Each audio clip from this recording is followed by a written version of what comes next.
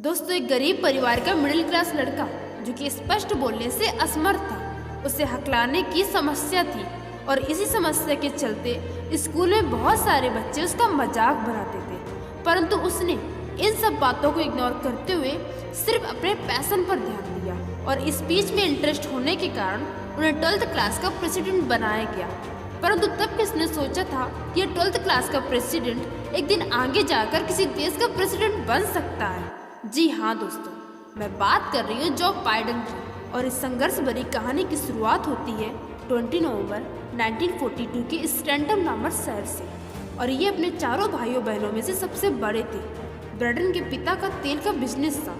वैसे तो इनका बिजनेस बहुत अच्छा चल रहा था, लेकिन बाइडेन के जन्म होने के बाद ही इनका बिजनेस में लॉस होने लगा। अब इसको बाइडेन का बैड लक कहे यह संयोग है, क्योंकि बाइडेन की दुनिया में आते ही उनके पिता का काम पूरी तरीके से बंद हो गया था। इन्होंने बहुत कोशिश की जॉब को पाने के लिए, परंतु कोई भी जॉब इनके हाथ नहीं लगी। और फिर आखिरकार 1953 में बाइडेन के पिता को एक सेल्समैन की जॉब मिल गई और इसी जॉब के कारण उनकी फैमिली को कैलेमॉन्ड में शिफ्ट होना पड़ा, जहाँ कई सालों तक इनकी फैमिली को एक छोटे से अपार्टमेंट में रहना पड़ा। और ख़राब परिस्थिति होने के कारण ये पढ़ाई लिखाई में काफ़ी कमज़ोर थे, जिसकी वजह से हार्ड वर्क करने के बावजूद भी ये अच्छे मार्क्स नहीं गेन कर पाते थे। लेकिन स्टडी में वो जितने वीक थे, प्लेइंग में वो उतने ही स्ट्रॉन्ग थे। और प्लेइंग में स्मार्ट होने की वजह से स्कूल के काफ़ी खेलों में वो पार्टिसिपेट करते थे। और इनके अंदर एक लीडर बनने का भी टैलेंट मौजूद था, जिसकी वजह से इनको स्पीच देने का काफ़ी शौक था।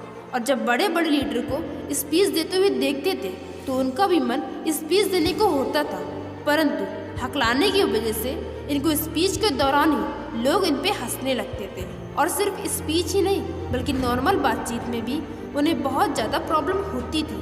परंतु उन्होंने इस प्रॉब्लम को दूर करने के लिए बहुत सारे काम किए, जैसे कि मिरर के सामने खड़े होकर घंटों घंटों तक कविताएं पढ़ना, मुंह पर पत्थर रख के स्पष्ट बोलने की प्रैक्टिस करना। और धीरे धीरे ट्राई करते करते उन्होंने पूर्णतः बोलने की प्रैक्टिस सीख ली थी। और फिर बाइडेन के पिता ने विल्मिंगटन में एक घर खरीद लिया, जिसकी वजह से उनकी पूरी फैमिली को विल्मिंगटन शिफ्ट होना पड़ा। और फिर इसके बाद उन्होंने यूनिवर्सिटी ऑफ डेलावेयर में एडमिशन ले लिया और फिर वहाँ उन्होंने हिस्ट्री और पॉलिटिकल साइंस की पढ़ाई शुरू कर दी। और फिर 1965 में 600 स्टूडेंट में उनकी रैंक 506 रही। इसके बाद उन्होंने सीरा की यूनिवर्सिटी में अपना एडमिशन ले लिया, जहाँ उन्होंने अपनी लॉ की पढ़ाई शुरू कर दी। और फिर 1968 में उन्होंने अपनी लॉ की डिग्री प्राप्त कर ली। परंतु पढ़ाई में वो बिल्कुल भी अच्छे नहीं थे, लेकिन उनके अंदर एक स्मार्ट लीडर बनने की सारी खूबियाँ मौजूद थी, जिसकी वजह से उन्होंने पॉलिटिक्स को ही अपना फ्यूचर डिसाइड कर दिया। और फिर 1970 को उन्हें काउंटी काउंसिल की सीट के लिए चुना गया, जिसके बाद 1972 को काउंसिल की सीट की सेवा करने के साथ साथ अपनी लॉ की पढ़ाई भी जारी रखी।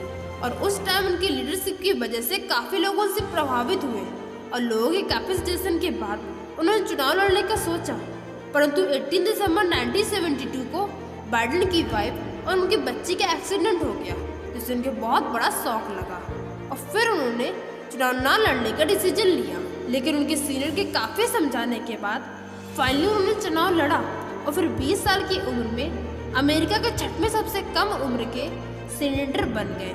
और फिर 1972 से लेकर 2006 तक उसी पद में काम करते रहे और उसी पोस्ट से लोगों को बहुत ज़्यादा अपने काम से इम्प्रेस कर दिया, क्योंकि वो हमेशा गरीब लोगों के ऊपर काम करते और उन्हें पूर्णतः समझने का प्रयास करते। उनके इस काम को उन्हें अवार्ड तब मिला जब उनको ओबामा के अंडर वाइस प्रेसिडेंट का पद दिया गया।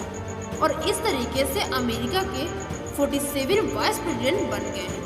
और फ्रेंड्स, इस बार के 2020 के प्रेसिडेंट में बाइडेन के सपोर्ट में कैंपेनिंग करते हुए ओबामा नजर आए। और फ्रेंड्स, हम आपको बता दें कि बाइडेन इस बार भी कंफ्यूज थे, बट फाइनली अब प्रेसिडेंट बनने के बाद शायद उनका डिसीजन बिल्कुल सही था। एंड उन्होंने ये भी कहा था कि प्रेसिडेंट बनने के बाद वो ग्लोबल वार्मिंग और पोल्यूशन जैसे मुद्दों पर सबसे पहले काम करेंगे, क्योंकि ये मुद्दे भी उतने ही इम्पोर्टेंट है जितने कि देश के GDP।